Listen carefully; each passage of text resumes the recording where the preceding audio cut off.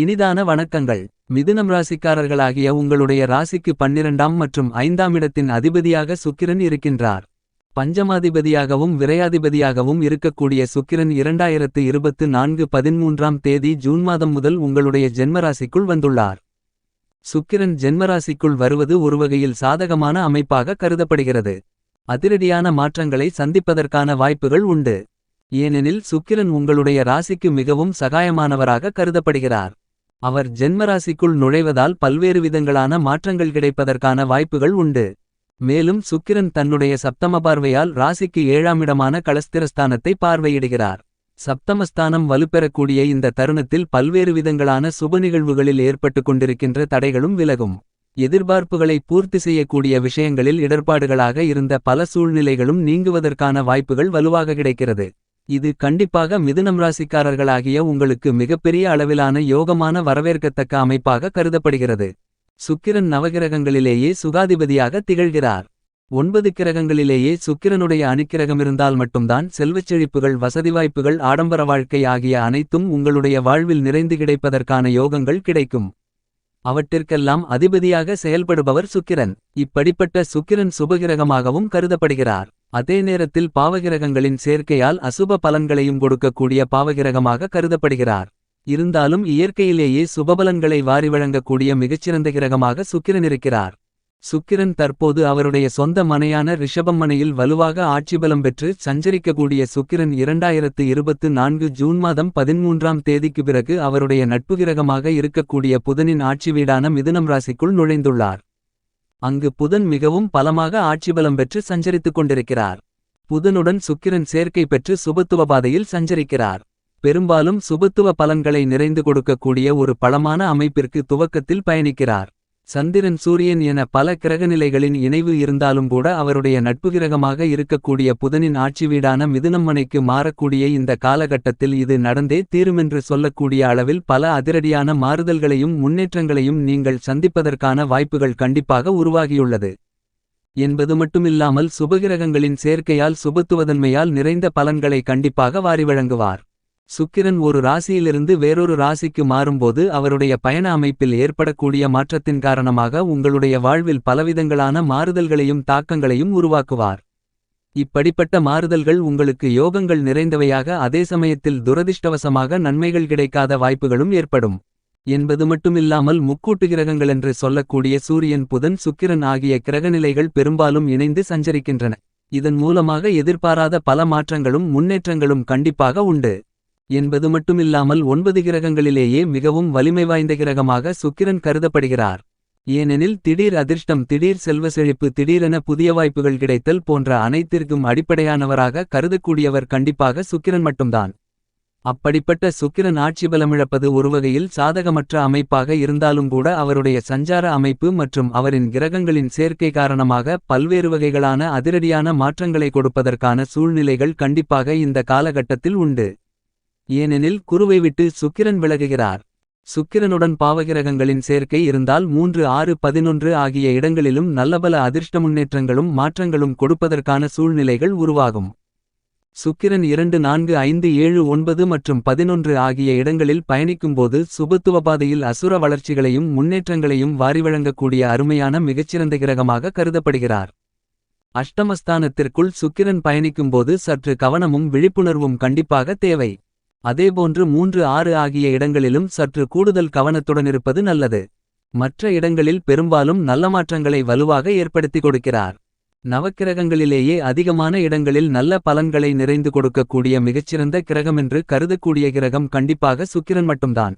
இப்படிப்பட்ட சுக்கிரனுடைய இந்த ஆட்சிபலமிழப்பு ஒருவகையில் சாதகமற்ற சூழ்நிலைகளை உருவாக்கினாலும் கூட அவருடைய சஞ்சார அமைப்பு மற்றும் அவருடைய சிறப்பு பார்வையான சப்தம பார்வையின் காரணமாக பல்வேறு வகையான அதிரடியான மாற்றங்களை சந்திப்பதற்கான சூழ்நிலைகள் கண்டிப்பாக கிடைக்கிறது. ஏனெனில் புதனின் ஆட்சி வீடான மிதுனம் ராசியில் சுக்கிரன் அமர்ந்து கொண்டு குருவின் ஆட்சி வீடான தனுசு ராசியை தன்னுடைய சப்தம பார்வையால் பார்வையிடுகிறார். எனவே இந்த நேரத்தில் பல அதிரடியான முன்னேற்றங்கள் கண்டிப்பாக உண்டு. இந்த காலகட்டத்தில் சுக்கிரதிசையோ அல்லது சுக்கிரபுத்தியோ நடைபெறும் பட்சத்தில் நீங்கள் எதிர்பார்த்து காத்து கொண்டிருக்கக்கூடிய பொருளாதார ரீதியான முன்னேற்ற யோகங்கள் நிறைந்து கிடைப்பதற்கான சூழ்நிலைகள் உண்டு என்பதில் துளியளவும் சந்தேகமில்லை.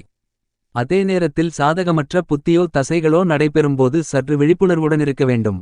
எதிர்பாராத தடுமாற்றங்களை சந்திப்பதற்கான சூழ்நிலைகள் உண்டு என்பதை துல்லியமாக சுக்கிரன் உறுதி செய்கிறார். சுக்கிரனின் பகை கிரகமாக பார்க்கப்படுவது சந்திரன். சூரியன் சந்திரன் தன்னுடைய பார்வையில் சுக்கிரனை சமகிரகமாக கருதுவது சிறப்பான ஒன்றாக கருதப்படுகிறது. சுக்கிரனுக்கு ஆட்சி வீடாக ரிஷபம் ராசியும் துலாம் ராசியும் அமைகின்றது. உச்ச வீடாக மீனம் ராசி கருதப்படுகிறது. நீச்ச வீடாக கன்னிராசி கருதப்படுகிறது. தற்போது ஆட்சி பலம் இழக்கக்கூடிய சுக்கிரனின் அமைப்பு காரணமாக பல்வேறு விதங்களான அதிரடியான மாறுதல்களை சந்திப்பதற்கான சூழ்நிலைகள் கண்டிப்பாக உருவாகிறது.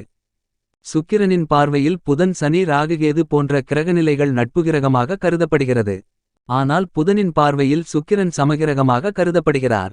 புதனின் பார்வையை தவிர ராகுகேது சனி போன்ற கிரகங்களின் பார்வையில் சுக்கிரன் நட்பு கிரகமாக இருக்கிறார். அதே நேரத்தில் சுக்கிரனின் பார்வையில் சமகிரகமாக செவ்வாய் குரு போன்ற கிரகங்கள் இருக்கிறார்கள். என்றாலும் குரு தன்னுடைய பார்வையால் சுக்கிரனை பகை கிரகமாக கருதுகிறார். தற்போது குரு சுக்கிரனின் ஆட்சி வீடான ரிஷபம் ராசியில் பகை கிரகத்தின் ஆட்சி வீட்டில்தான் பயணித்துக் கொண்டிருக்கிறார். உங்களுடைய வாழ்க்கையில் பல்வேறு விதங்களான சூழ்நிலைகள் மட்டுமில்லாமல் பல கிரகநிலைகள் பல பொன்னான வாய்ப்புகளை உருவாக்கி கொடுக்கின்றன.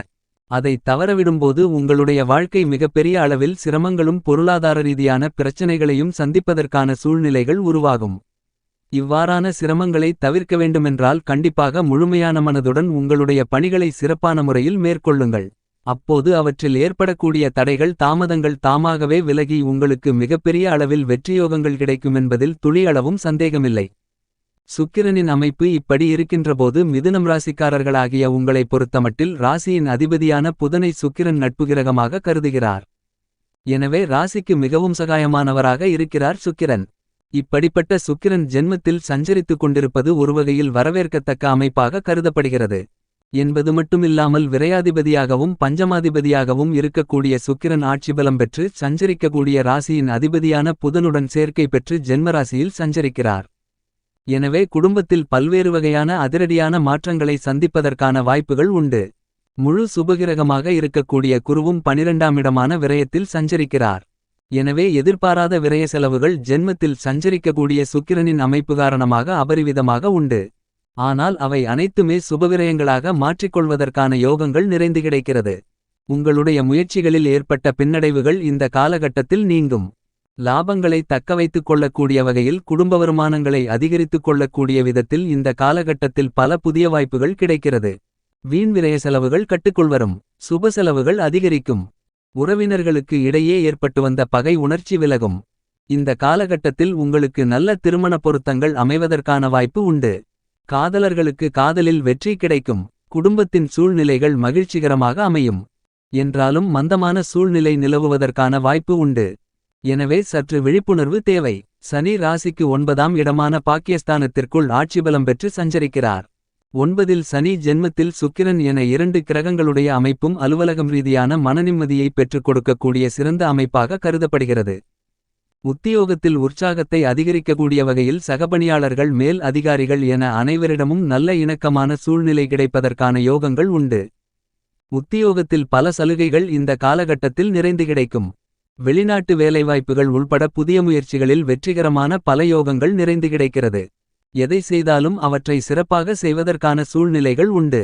வியாபாரத்துறை தொழில்துறையை தனது கட்டுப்பாட்டில் வைத்திருக்கக்கூடிய சனி வலுவாக 9இல் ஆட்சிபலம் பெற்று பயணிப்பதால் வர்த்தகத்துறைக்கு அதிகாரம் கொண்ட சனி சுக்கிரன் செவ்வாய் ராகு போன்ற கிரகநிலைகள் பெரும்பாலும் சாதகமாக பயணித்துக் கொண்டிருக்கின்றன. அதிலும் செவ்வாய் லாபத்தில் ஆட்சிபலன் பெற்று இருக்கிறார். எனவே வியாபாரத்துறை தொழில்துறையில் நல்ல லாபங்கள் நிறைந்து கிடைக்கும். போட்டிகள் குறையும். ஆர்டர்கள் ஒப்பந்தங்கள் அதிகரிக்கும். ஏற்றுமதி துறையினருக்கு பெரிய அளவிலான வாய்ப்புகள் நிறைந்து கிடைக்கும். கலைத்துறை கலைஞர்களுக்கு சுக்கிரன் வலுவாக ஜென்மத்தில் சஞ்சரிப்பதால் புது பொலிவு பெறக்கூடிய விதத்திலும் வருமானத்தை உயர்த்திக் கொள்ளக்கூடிய விதத்திலும் நல்ல வாய்ப்புகள் கிடைக்கும். என்றாலும் சற்று கடினமாக உழைக்க வேண்டி இருக்கும். ஏற்கனவே உயர்ந்த நிலையில் வலுவான நிலையில் இருப்பவர்கள் சற்று விழிப்புணர்வுடன் இருக்க வேண்டும். என்றாலும் புகழும் வருமானங்களும் உயரக்கூடிய யோகங்கள் உண்டு. அரசியல் துறை ரீதியான பணிகளில் மிகவும் அனுபவமான சிறப்பான காலகட்டமாக கருதப்படுகிறது. பல நல்ல மாற்றங்களை வலுவாக ஏற்படுத்துவதற்கான யோகங்கள் உண்டு. இந்த காலகட்டத்தில் மனதில் ஏற்படக்கூடிய குழப்பங்களுக்கு தெளிவு கிடைக்கக்கூடிய வகையில் பல மாற்றங்களை சந்திப்பதற்கான வாய்ப்புகள் அரசியல் சார்ந்த பணிகளில் உண்டு.